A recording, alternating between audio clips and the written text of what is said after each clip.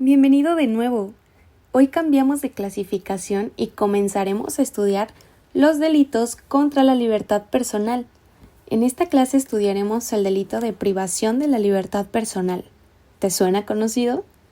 En nuestra legislación nacional, la privación de la libertad personal se refiere a la restricción o limitación de la libertad de una persona, ya sea física o moral, sin su consentimiento. Esto puede ocurrir a través de diferentes medios, como la detención, el arresto, la prisión o la reclusión, incluso. Se considera privación de la libertad personal la restricción o limitación de esta libertad de una persona, sin su consentimiento, pero mediante violencia, intimidación, engaño o cualquier otro medio, como ya te mencioné. La privación de la libertad personal puede manifestarse de diferentes maneras como: número 1, la detención arbitraria. La detención de una persona sin una orden judicial o sin causa justificada. Número 2, secuestro. La toma de una persona contra su voluntad con el fin de obtener un beneficio o de ejercer presión sobre ella o sobre terceros. Número 3, prisión ilegal. La reclusión de una persona en un lugar sin la autorización ni sentencia firme correspondiente. Y número 4, trata de personas. La explotación de una persona mediante la coerción, la violencia o el engaño para obtener un beneficio económico o de otro tipo. Las sanciones por la privación de la libertad personal en México pueden variar dependiendo de la gravedad del delito y de las circunstancias en que se cometió. En general, las sanciones pueden incluir: número 1, la prisión, de 2 a 20 años de prisión, dependiendo de la gravedad del delito. Número 2, multas, de 500 a 500,000 pesos mexicanos, también depende de la gravedad del delito. Y número 3, inhabilitación, la privación de derechos y libertades como la libertad de movimiento o la libertad de asociación, pero de acuerdo a lo tipificado en el título 21 de la privación ilegal de la libertad y de otras garantías, en su capítulo único, en su artículo 364, que a la letra nos dice que se impondrán de 6 meses a 3 años de prisión y de 25 a 100 días multa, fracción primera, al particular que prive a otro de su libertad. Si la privación de la libertad excede de 24 horas, la pena de prisión se incrementará de 1 mes más por cada día.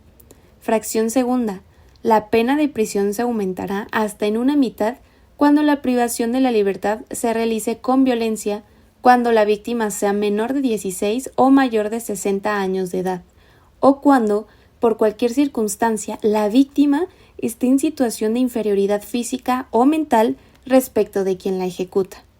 Por ejemplo, supongamos que Jorge Pérez priva de su libertad a Manuel Rivera por 3 días en su casa.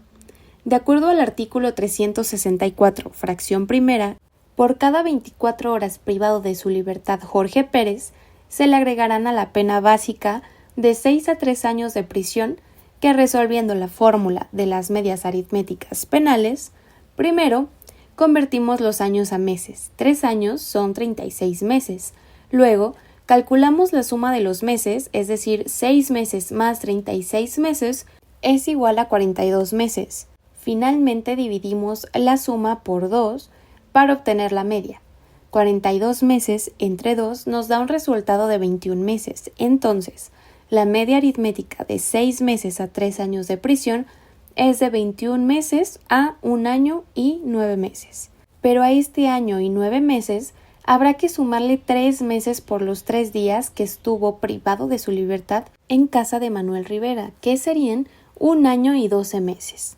Es importante destacar que la privación de la libertad personal es un delito grave que atenta contra los derechos humanos y la dignidad de las personas. En México existen mecanismos legales e institucionales para proteger los derechos de las personas y sancionar a aquellos que cometan este delito con apoyo de leyes secundarias, como la Ley General para Prevenir y Sancionar los Delitos en Materia de Secuestro, la Ley General para Prevenir y Sancionar los Delitos en Materia de Trata de Personas, la Ley Nacional de Ejecución Penal, la misma Constitución Política de los Estados Unidos Mexicanos, algunos tratados internacionales, entre otras.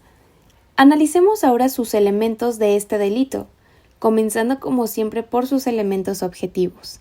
Número 1. Acción típica. La privación de la libertad personal se considera un delito cuando se realiza mediante violencia, intimidación, engaño o cualquier otro medio que restrinja la libertad de otra persona. Número 2. El objeto material. La persona cuya libertad se priva, en el ejemplo que te mencioné, la víctima es Jorge Pérez. Número 3. El resultado. La restricción o limitación de la libertad de la persona. ¿Y qué nos dicen los elementos objetivos? Bien, existe una intención, la cual el autor del delito debe tener esta intención de privar de la libertad a la persona por el incentivo que sea. Un consentimiento, es decir, el autor del delito debe conocer que su acción va a privar de la libertad a una persona que sufrirá un daño psicológico y físico, así como una voluntad. El autor del delito debe actuar con esta voluntad y sin estar bajo coacción o amenaza, la mayoría de las ocasiones, aunque se puede suscitar el caso en el que actúe bajo influencia de otra persona. Conforme a sus elementos normativos, contamos con tipicidad. La acción debe ser típica, es decir, debe estar descrita en la ley como un delito, la cual encontramos en el artículo 364. También una antijuridicidad, es decir, la acción que por lógica es contraria a la ley y a los principios éticos y morales, así como su culpabilidad, en donde el autor del delito o sujeto activo debe ser culpable y debe tener la capacidad de comprender la ilicitud de su acción y de su actuar. De acuerdo a los elementos especiales de este delito, contamos con agravantes y atenuantes. Por la parte de las agravantes, la privación de la libertad personal puede ser agravada por circunstancias como la violencia, la intimidación, el engaño o si se tratase de un menor de edad, mientras que en las atenuantes, la privación de la libertad personal puede ser atenuada por circunstancias como la falta de intención o la presencia de una coacción o amenaza, es decir, exteriorizar y concretar la acción sin querer realizarla por actuar bajo peligro, riesgo o amenaza, o si se es menor de edad y se ha sido obligado. Es importante mencionar que es un delito federal, pero además es un delito grave, por lo que se sigue de oficio y en algunos casos a petición de parte ofendida. Espero que haya sido de gran ayuda estudiar este delito. Ahora ya sabes qué es la privación de la libertad personal, desde un punto jurídico y un tanto procesal. La siguiente clase analizaremos el delito de secuestro, el cual no dista tanto de lo que hoy estudiamos. Sin embargo, sí tiene algunas características específicas para que se configure. Por lo pronto me despido y nos conectamos la siguiente lección. Saludos.